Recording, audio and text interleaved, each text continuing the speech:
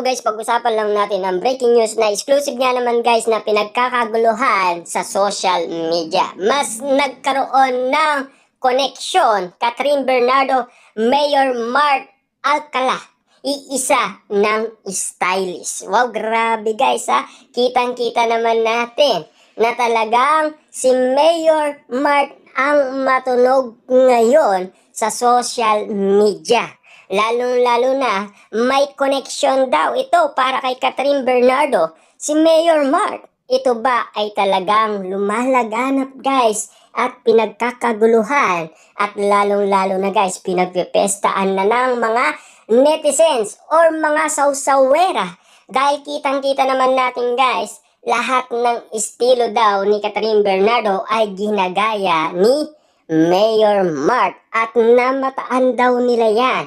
At kitang-kita ng mga Marisol, muling nabuhay ang isyu na umano'y panliligaw ni Mayor Mark kay Catherine Bernardo matapos kumalat ang mga larawan ng dalawa na parehas daw ang suot nilang dalawa. Grabe nga naman guys, no?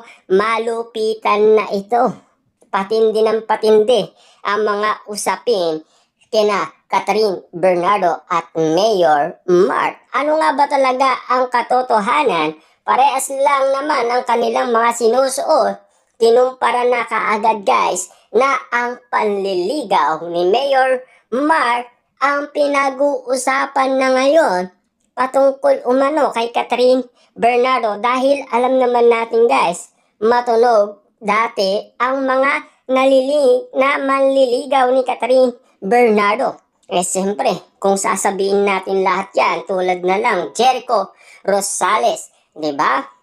Ngayon, meron tayong naririnig na usap-usapan na kahit na ang iba pang mga aktor ay sinasabi nga naman guys na naliling tulad din ni Papa P, di ba?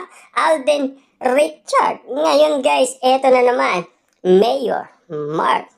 Diba? Napakatindi nga naman kasi guys ng usapin patungkol umano sa lahat ng mga manliligaw ni Catherine Bernardo. Matapos nga naman kasi ang iwalayan Katniel. Dagsa ang mga kalalakihan na niligawan si Catherine Bernardo.